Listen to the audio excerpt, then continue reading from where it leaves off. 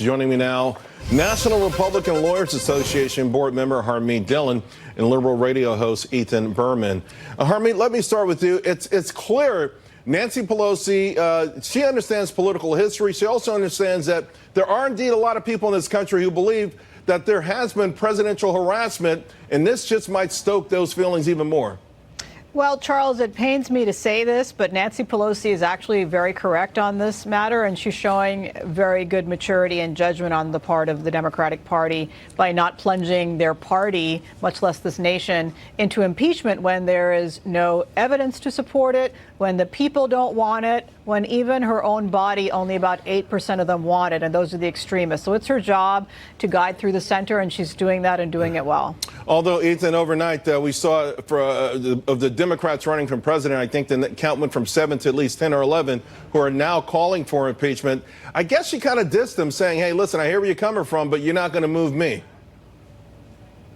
Yeah, well, Harmeet and I strangely have some level of agreement here, and that is that Speaker Pelosi, taking the slow approach, is probably the smart one, even if I disagree with her, and I completely disagree with Harmeet on the point of whether or not there's evidence to begin hearings. There absolutely is, and Special Counsel Mueller said so yesterday in his beautiful legal ease. So Speaker Pelosi is right. She needs to get the votes together first. But remember, impeachment is the end of the process. Hearings begin it. Let's begin the hearing. Let's get the tax return documents that haven't been turned over, that are being blocked, that people are not complying with subpoenas. Let's start seeing what the obstruction evidence looks like underneath. But the hearings must begin, and that's what Chairman Nadler is going to do. Yeah, well, he can't be impeached over the tax return, so that's kind of silly. If the Democrats want to have a sideshow over that, they can. But their job, as Nancy Pelosi said, is to get legislation accomplished for the American people. They're not doing that. They're failing at that job. Also, Ethan, let me ask, a lot was put on the Mueller probe. The Democrats bet a lot on this, and they built up Mueller. They built up the probe. There were a lot of accusations that were made, and none of that came true. The fact of the matter is, no one's even talking about collusion anymore. That was the main reason for the probe.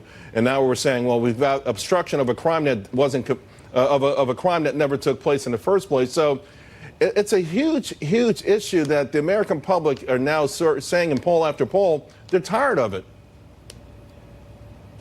Well, Ethan? whether or not people are tired of it, there still are principles that are at play here. First off, there was conspiracy, right, maybe not to the level. But let me ask you about the principle. We had an investigation, and we got the results from that investigation. Yesterday, Mueller himself said, listen, the report, read the report. He stands by the report. He doesn't want to go before Congress. He's not going to add anything to it. More than 400 pages should tell the story. So is this really presidential harassment? Or is this really something that you think Congress should be going for? Yeah, absolutely. Congress should exercise their Article I powers.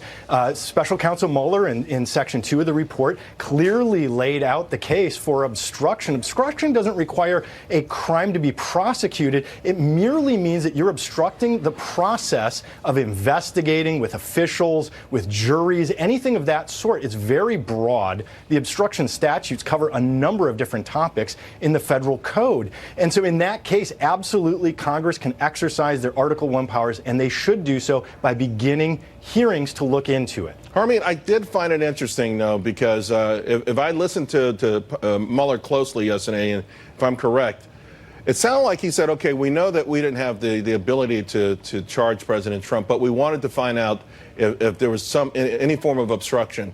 Let's listen to the soundbite. I want to share it with the audience, and then I want to ask you a question about this. Bound by that department policy. Charging the president with a crime was therefore not an option we could consider.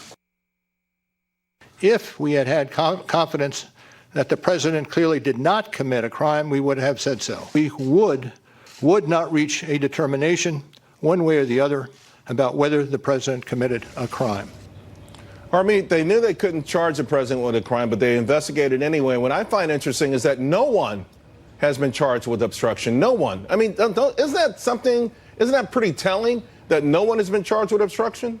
Well, so many things are nonsense about what Robert Mueller said yesterday. So first of all, the Attorney General and the Deputy Attorney General have said publicly that when they spoke to Mueller, that Mueller did not say that the reason he reached his conclusions with regard to charging the president was as a result of that Office of Legal Counsel opinion.